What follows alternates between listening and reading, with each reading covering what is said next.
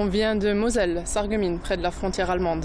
Ce matin, on a essayé de faire un maximum de kilomètres pour éviter le trafic, trop de trafic en fait. On est parti aujourd'hui pour ça et très tôt ce matin, à 4 h du matin. Là, on va en Corse, donc du coup, on a pris la route ce matin de bonne heure pour éviter un petit peu les bouchons.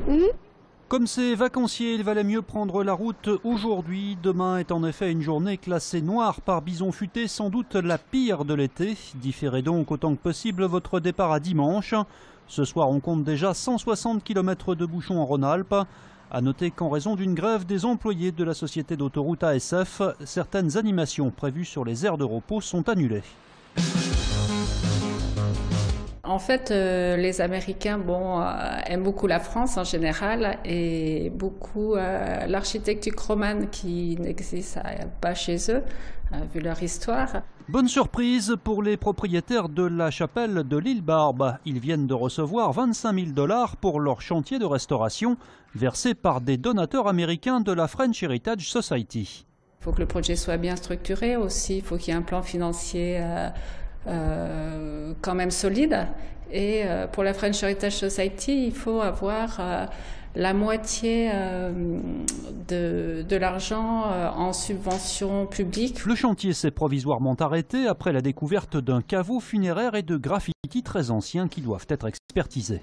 Graffiti qui date du 16e, puisque la première date c'est 1510 et la dernière c'est 1767.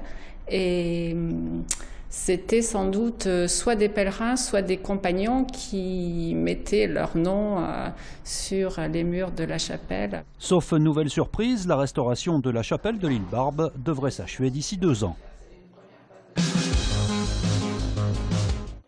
J-1 avant le coup d'envoi de la saison pour l'OL. Les Lyonnais affrontent demain soir à Montréal le Paris Saint-Germain dans le cadre du Trophée des Champions. Outre Grenier et Fofana blessés, Hubert Fournier devra se passer de Nabil Fekir, suspendu pour cette rencontre. Par ailleurs, les rumeurs de transfert vont bon train. On apprend aujourd'hui que Mathieu Valbuena serait dans le viseur du club. L'ancien Marseillais évolue actuellement dans le championnat russe. OL PSG, c'est demain à 21 h, heure française.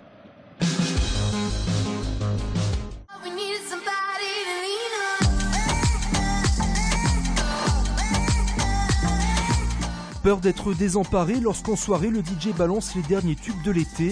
Avec le West Coast Swing, vos problèmes peuvent être réglés. Cette danse apparue aux États-Unis dans les années 50 a traversé l'océan pour se développer en France cette dernière décennie. Comme ici à Villeurbanne où ils sont de plus en plus d'adeptes à apprendre ces pas, mélangeant le rock, la salsa ou encore le tango. Des enchaînements bien pratiques puisqu'ils peuvent s'appliquer à tous les genres musicaux. Enfin presque. Et ce qui m'a attiré, c'est le fait que c'est une danse qui se pratique sur de multiples musiques.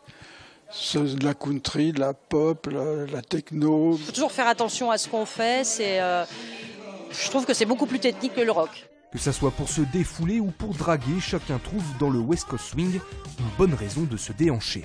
On s'ennuie jamais.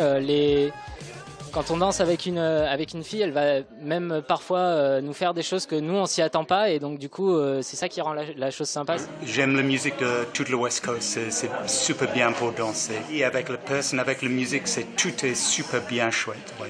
Intéressé? Rendez-vous donc sur le site internet de l'école Saine Attitude de Villeurbanne. Oui, ça m'a surprise parce qu'un cochon en liberté et puis tout seul, parce qu'il était vraiment tout seul. Je savais pas qu'il s'appelait Justin, mais je l'ai déjà vu, ce petit cochon. Surprise pour certains passants dans le quartier du Tonkin à Villeurbanne lorsqu'ils croisent Justin, un cochon vietnamien de 100 kg qui se balade souvent tout seul dans la rue, un animal de compagnie qui appartient à l'école de danse de flamenco installée ici. C'est la mascotte du quartier, c'est la mascotte de l'école. Ça se passe super bien, il est gentil, il est adorable, il est pas agressif, il est vraiment sympa quoi. Il se balade, il sort, il rentre, parce que j'ai tout ouvert après, toute la journée comme ça. Ah, il sort, il rentre, il voit les gens, il sait faire des photos tous les jours. Séance photo. Un gordo. Totalement inoffensif, Justin fait parfois quelques bêtises dans l'école de danse, mais tout le monde l'a adopté. Les bêtises comme tout, il va manger un câble s'il traîne un câble, il va prendre une chaussure d'une élève, il va se barrer avec, ou une jupe. Une fois il m'a fait le coup de prendre des affaires d'une élève, il les a amenées dans son coin, après les avoir mâchouillées entièrement. Des bêtises comme ça, ouais. Mais quoi qu'il en soit, Justin et son maître restent copains, comme cochons. Un canal, un vrai.